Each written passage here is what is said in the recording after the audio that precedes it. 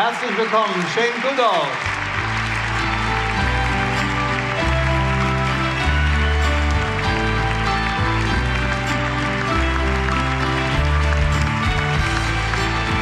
Jane.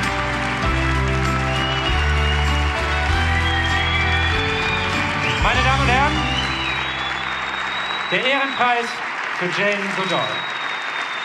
Hallo. Vielen Dank, Dirk Steffens. May I give it for you. Welcome, good evening. It's an honor to have you. So what is your message to us? First, your applause. We have time. We have all the time in the world.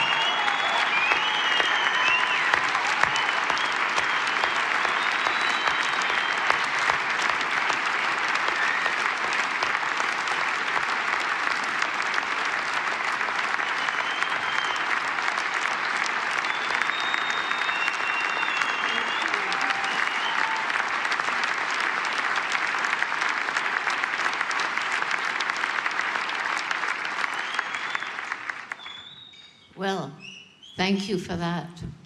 And I think you deserve a very special greeting from me, a greeting which I'm sure has never been heard in this hotel. And I can't speak German either, but I can speak chimpanzee. And this is a greeting from a chimpanzee that you would hear if you came with me to Tanzania.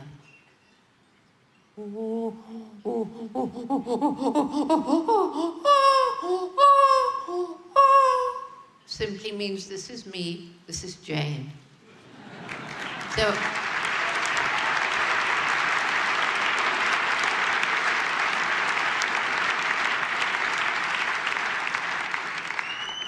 So I've had a long journey through this life. You know, I'm jolly nearly 84. And I want to go back to how did it begin? How did this journey happen? How is it that I'm doing what I do? Why did you all applaud like that? And it goes back to the amazing good fortune I had as a child in the mother who supported my dreams. When everybody else laughed at me because I dreamed of going to Africa and living with animals and writing books about them, Jane, how can you do that? You don't have any money. Africa's far away. There's a war. We were fighting with Germany at that time. And you're just a girl. Dream about something you can achieve. But my mother said to me, if you really want something like this, you're going to have to work really hard. Take advantage of opportunity. Never give up. And that's the advice that I share around the world, particularly with disadvantaged communities. And I can't tell you the number of people who've come up and said, Jane, I want to thank you because you taught me that because you did it, I can do it too. And I wish my mother was alive so I could let her know how her good advice is spreading and having ripple effects around the world and changing lives. So I think, yeah, I'll clap to my mother.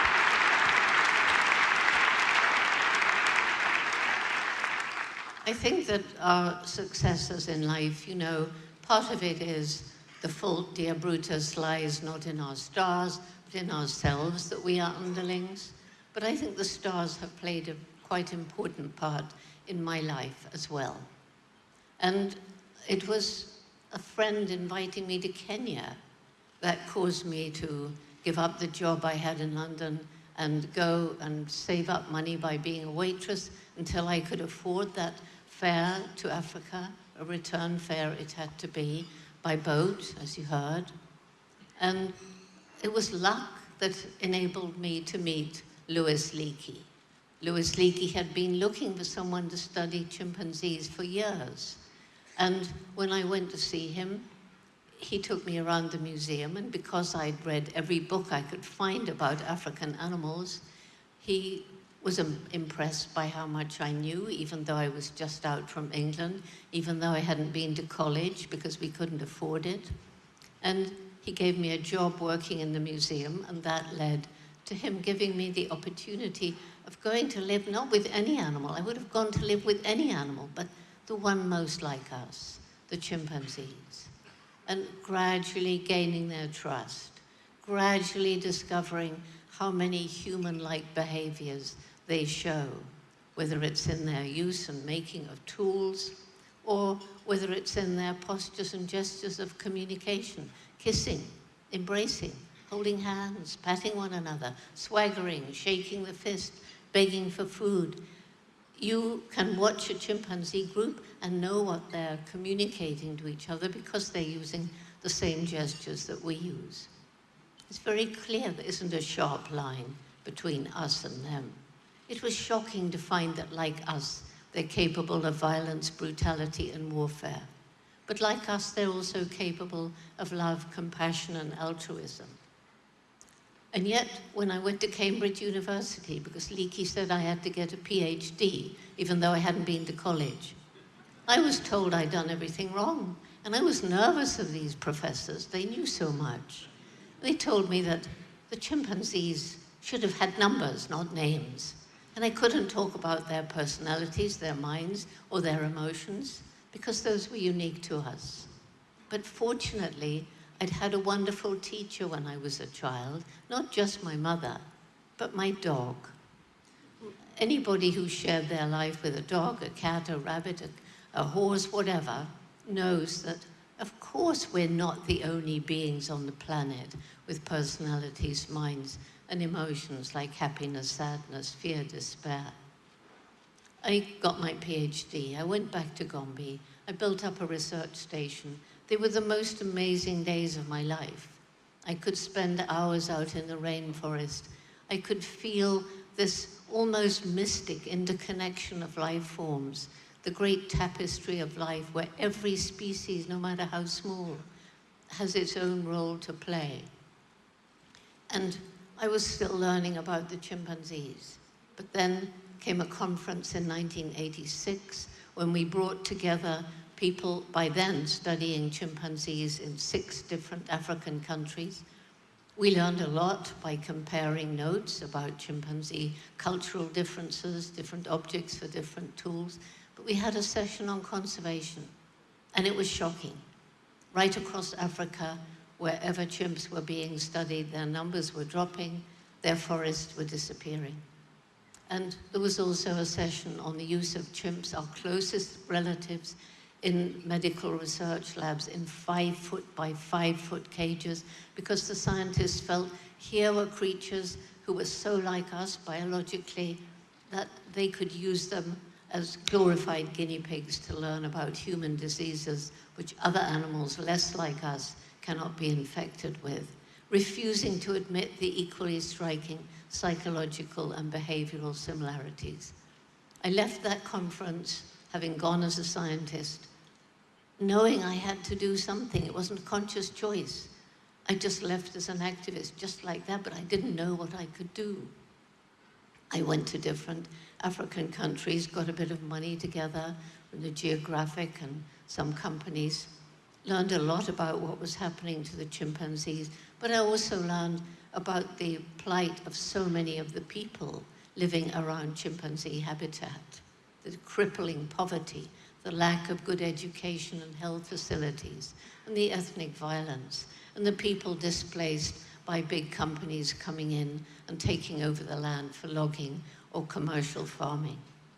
And when I flew over Gombe and saw what had been part of the great equatorial forest belt stretching from East to West Africa, and I looked down from this little plane in 1990 and saw a tiny oasis of forest surrounded by completely bare hills, too many people living there for the land to support, cutting down the trees in their desperate effort to grow more food, overused farmland, infertile.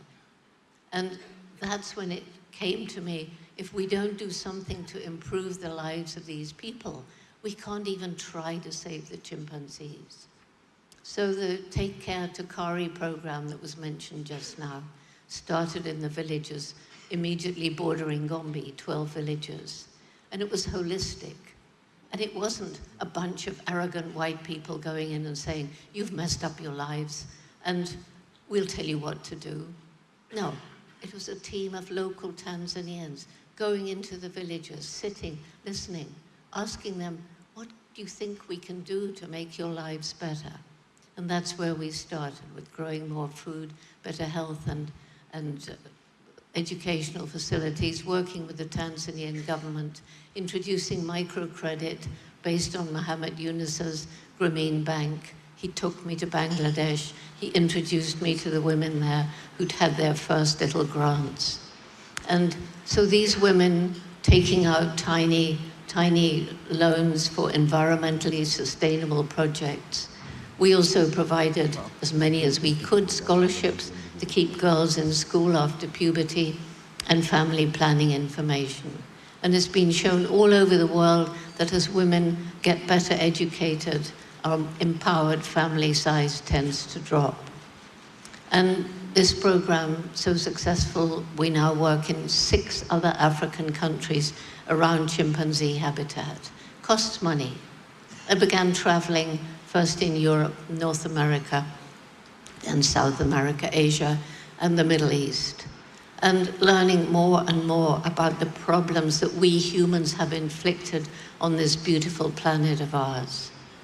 And I talk about the similarities between us and chimps, but the biggest difference is this explosive development of our intellect. We can send rockets to Mars with little robots that crawl around taking photographs. We don't want to go and live on Mars. It's not hospitable. How is it that the most intellectual creature to ever walk planet Earth is destroying its only home? Have we lost something called wisdom? Is there a disconnect between our clever brain and the human heart, love and compassion? Are we making decisions rather than how will this affect generations to come?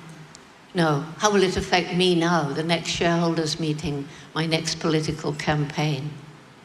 I began meeting young people all around the world who seemed to have lost hope. Mostly they were just apathetic, they didn't seem to care. Sometimes angry, sometimes deeply depressed. And they said to me, well, we feel this way because you've compromised our future and there's nothing we can do about it. We have compromised the future of our young people. You hear, we haven't inherited this planet from our parents, we've borrowed it from our children, but we've been stealing our children's future and we're still stealing it. But I don't believe it's too late.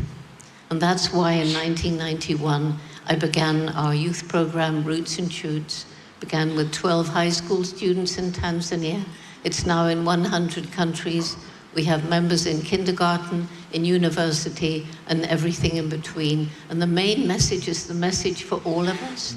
Each one of us makes some impact on the planet every single day, and we can choose what kind of impact we're going to make. And the Roots and Shoots groups choose their own projects to make the world better for people, for animals, for the environment. And I think perhaps one of the main issues that's come out of Roots and Shoots is that the young people, because we try to bring them together face to face if we can, or electronically, and they're beginning to learn the importance of breaking down the barriers between people of different nations, different cultures, today different religions, between young and old, rich and poor, and of course between us and Mother Nature. And they're my greatest reason for hope. Young people, when they know the problems, we listen to them, we empower them, and they roll up their sleeves. As I speak now, in many parts of the world, they're out there taking action, making a difference, understanding that while it may seem insignificant what I do as an individual, when that's multiplied 1 billion times, 1 billion people making ethical choices each day in what they buy, what they wear, what they eat, how they interact with people, animals, and the environment, we move towards the kind of world that will be sustainable in the future. And so, as I say, they're my greatest reason for hope. There's also this brain. We've heard today about innovative technologies and behaviors that enable us to live in greater harmony with nature and with each other. And in our own individual lives, we can make important decisions. And the resilience of nature, places we destroy, can be given a second chance. Around Gombe, all the trees have come back. Animals on the brink of extinction given another chance. With social media, we can bring together people from all around the world for the first time who care about a single issue like climate change. And their voices can be multiplied and get louder and spread further around the globe until even politicians and businesses will have to listen. And we must play a role by who we elect, who we support in government, and the products that we buy from industry. And finally,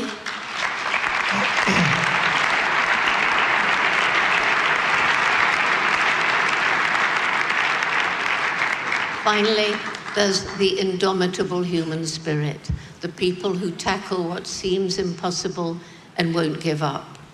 And we find them all around us. There's icons like Nelson Mandela, but there are people overcoming tremendous physical disabilities, people who have had such bad luck they are having to leave the country because of war or because of climate change, and they go to a new country with nothing and they manage to build up a life for themselves. And so that's why I have hope that we can have a sustainable future, but only if we get together now. There isn't much time, and get a different mindset. And remember what Gandhi said, the planet can produce enough for human need, but not human greed.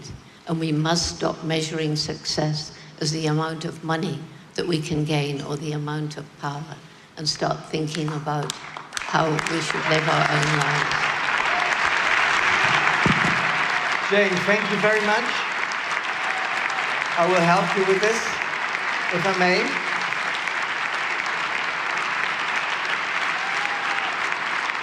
Jane Goodall, thank you very much for joining us.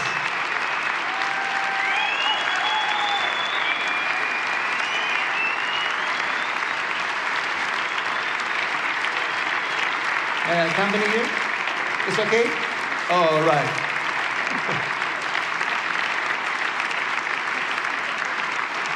Vielen Dank. Thank you very much.